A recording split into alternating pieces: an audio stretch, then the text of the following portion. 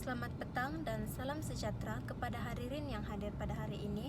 Saya Masni binti Burhanuddin, CEO kepada company Evergreen Company Sendirian Berhad.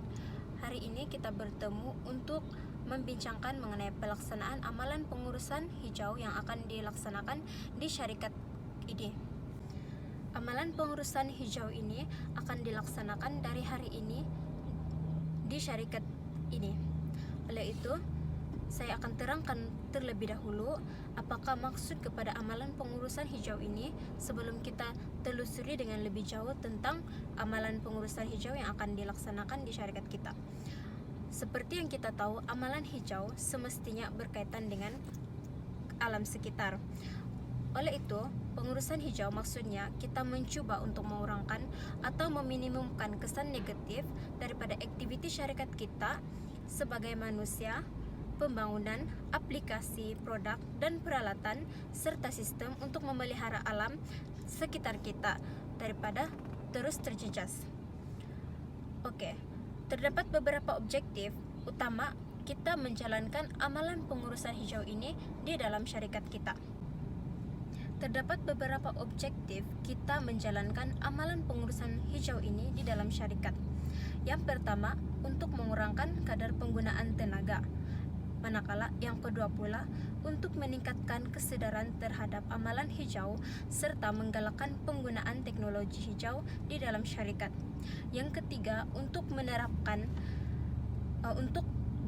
aktiviti amalan hijau dan mewujudkan kesedaran mengenai kepentingan amalan hijau dalam kalangan warga pekerja di syarikat ini. Yang keempat pula ialah menggalakkan jabatan dan unit mengamalkan penggunaan teknologi hijau di unit atau jabatan masing-masing di dalam syarikat ini. Oke, objektif kita yang pertama yaitu mengurangkan kadar penggunaan tenaga.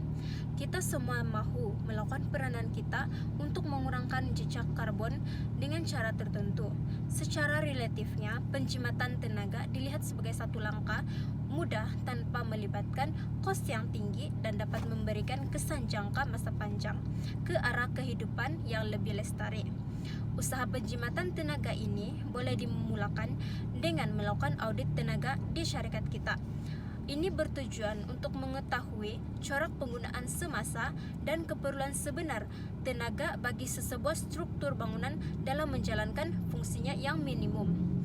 Ini boleh dirujuk kepada indeks tenaga bangunan, yaitu pengiraan kegunaan tenaga berdasarkan kepada keluasan lantai bagi tempoh 1 tahun di syarikat kita. Di Malaysia sendiri, purata penggunaan tenaga bangunan pejabat adalah dalam lingkungan 200 hingga 250 kWh dalam tempoh 2 tahun dan jumlah yang disarankan bagi bangunan cekap tenaga adalah sebanyak 135 kWh dalam 2 tahun dalam tempoh 2 tahun. Justru keperluan minimum tenaga bagi bangunan kediaman adalah antara 10 hingga 25 kWh setahun.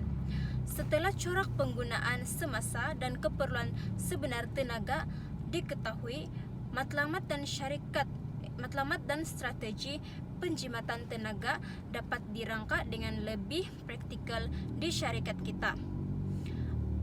Selain itu, antara langkah mudah untuk penjimatan tenaga dilakukan di syarikat kita adalah dengan yang pertama, pekerja sentiasa mematikan switch dan mencabut palam atau plug peranti yang tidak digunakan. Hal ini karena kajian mendapati terdapat setengah peranti yang masih menggunakan tenaga apabila palam atau plug bersambung kepada soket elektrik walaupun switch telah dimatikan. Oleh itu, pengecas telepon bimbit, peranti, rangkaian komputer dan internet, sistem audio visual, serta sistem penapisan air di syarikat kita tidak boleh dibiarkan terpasang meskipun di luar waktu penggunaan, terutamanya oleh pekerja sekalian. Oke, seterusnya kita beralih kepada objektif kita yang kedua, yaitu menggalakkan penggunaan teknologi hijau. Apakah yang dimaksudkan dengan menggalakkan penggunaan teknologi hijau ini? Oke, ia bermaksud mengurangkan penggunaan produk yang mengandungi bahan kimia atau bertoksik di dalam aktiviti pembersihan atau pencucian pejabat. Ini termasuklah menggantikan lampu yang rosak dengan lampu yang lebih jimat tenaga seperti compact fluorescent lamps ataupun CFL, lampu tube T5, induction light, dan light imitating diode LED. Dan juga elakkan penggunaan polistiren dalam kalangan pekerja sebagai contoh pembungkus makanan dan menggalakkan pembungkus makanan yang lebih mesra alam digunakan di dalam kalangan pekerja di syarikat ini. Oke, seterusnya kita beralih kepada objektif kita yang ketiga, yaitu menggalakkan aktiviti amalan hijau dalam kalangan pekerja. Aktiviti amalan hijau ini akan dilaksanakan di syarikat kita seiring dengan pelaksanaan amalan pengurusan hijau ini. Oleh itu, unit-unit atau jabatan yang berkaitan untuk melaksanakan aktiviti ini akan dirangka dengan lebih jauh dalam mesyuarat kita yang seterusnya. Oleh itu, aktiviti-aktiviti yang dimaksudkan adalah dalam berkaitan amalan hijau ini, antaranya yang seperti kita dengar sebelum ini termasuklah penggunaan atau pengasingan bahan terbuang, yaitu 3R, yaitu recycle, reduce, dan reuse. Oke, ini juga termasuklah penanaman pokok, tetapi ini akan kita bincangkan dengan lebih jauh dalam meeting yang seterusnya. Selanjutnya kita beralih kepada objektif kita yang keempat, yaitu menggalakkan jabatan dan unit mengamalkan penggunaan teknologi hijau di unit masing-masing di dalam syarikat ini. Ini adalah menjadi peranan ketua jabatan dan ataupun ketua unit sekalian untuk menggalakkan pekerja untuk menggunakan teknologi hijau ini di unit masing-masing. Ini termasuklah penggunaan bahan kitar semula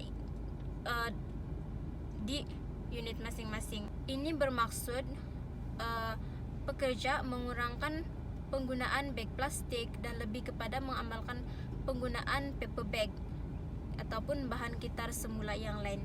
Begitu juga dengan penggunaan botol plastik adalah digalakkan kepada pekerja untuk membawa minuman menggunakan botol air masing-masing dan untuk mengurangkan penggunaan botol-botol plastik ini di dalam syarikat kita. Melalui penerangan saya kepada objektif-objektif kepada amalan pengurusan amalan hijau yang akan dilaksanakan di syarikat kita, saya berharap agar program amalan pengurusan hijau ini akan berjalan dengan lancar dan akan diamalkan di kalangan pekerja di dalam syarikat kita sendiri. Dan saya berharap agar setiap aktiviti atau program yang berkaitan dengan amalan pengurusan hijau akan dilaksanakan di syarikat ini menerima sambutan daripada setiap pekerja. Dan itu sahaja untuk penerangan saya pada hari ini. Terima kasih.